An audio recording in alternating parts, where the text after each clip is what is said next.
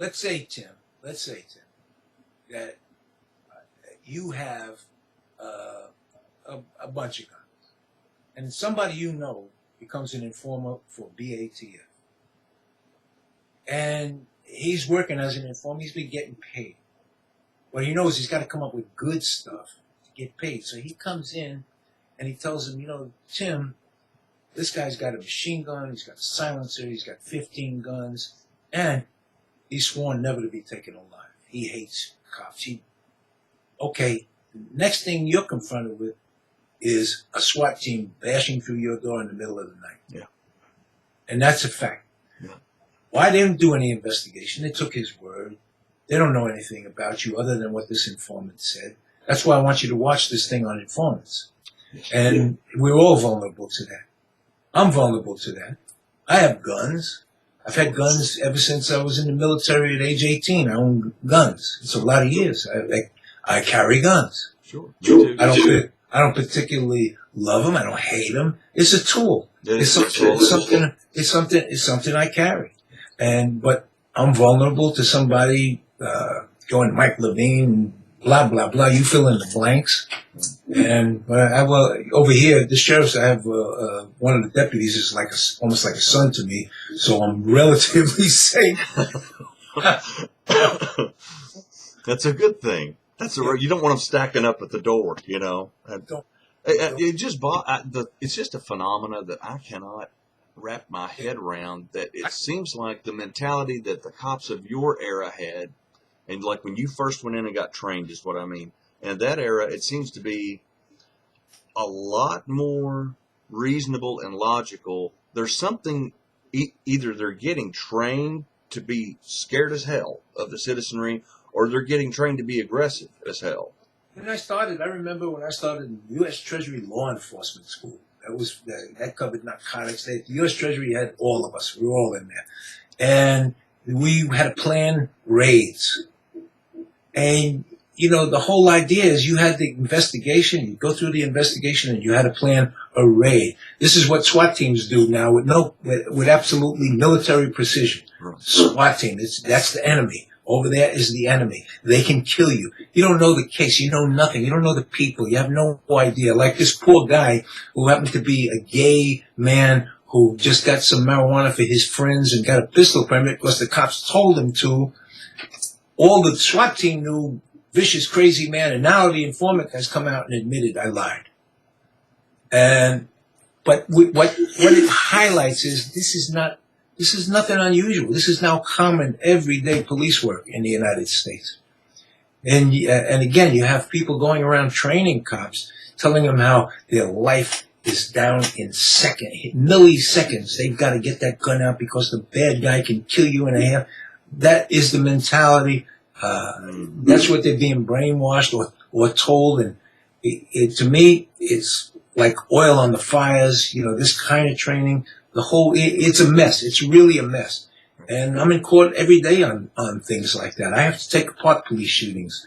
According to the Supreme Court, Graham v. Connor, you got to take each police killing or police shooting, and it has to be considered by a reasonable, well-trained officer on the street. So I become, as an expert, that reasonable, well-trained officer, considering all the facts and then opining as to whether or not this was in violation, was homicide, whether or not this was homicide or not. And so your testimony then, I'm sorry, Mike, I'm getting some audio. I hope it's good on your side. No, it's fine. Good. So you're getting, when you go in, it's not necessarily for, okay, do you go in for prosecution or defense, or are you just a neutral expert, period, for the court? I've gone in for both. It depends on the facts. People retain me. I have defended police when I thought they should be defended. Right.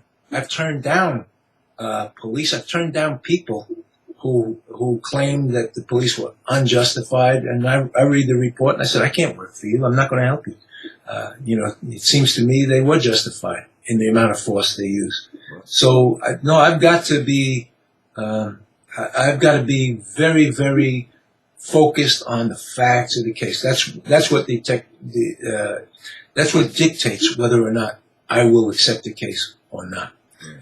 There's no lack of cases. There's a tremendous amount of violence.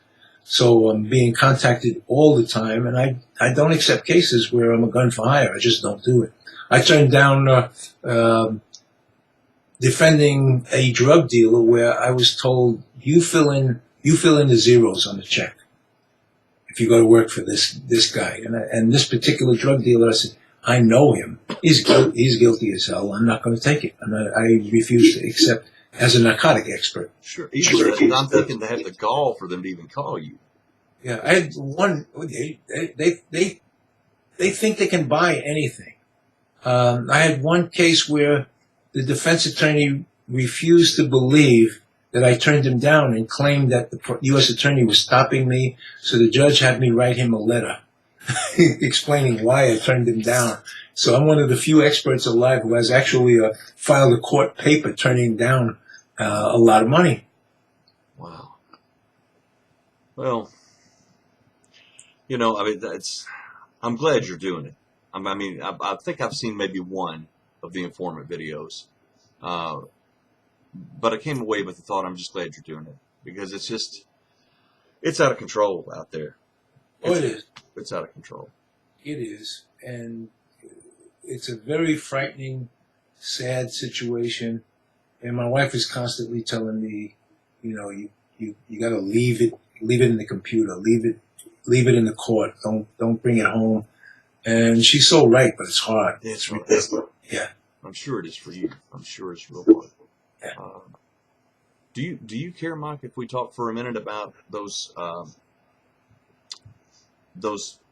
attempts on your life at all? Do you mind if we talk about those at all, so that people know that, at a time you were a target?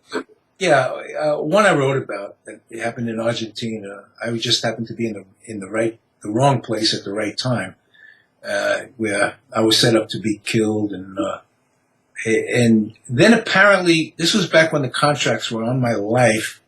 Then apparently, whoever was behind that had a change of mind, or I'm not sure, but there was a definite attempt. I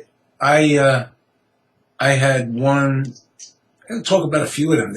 I'm so lucky to be alive. I had one back when I was a BATF agent, and I was working undercover in New York with a stick-up crew. I was planning a major robbery with them. They didn't know I was an agent. Machine guns, the whole thing. And an informant saw me with another informant, with these people. And this informant, who I didn't see on the street, told them that I was an agent. And here's how it goes down.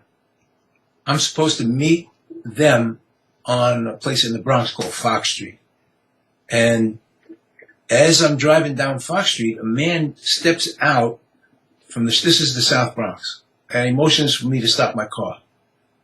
And I was still supposed to be 4 or 5 blocks from the destination that I was heading.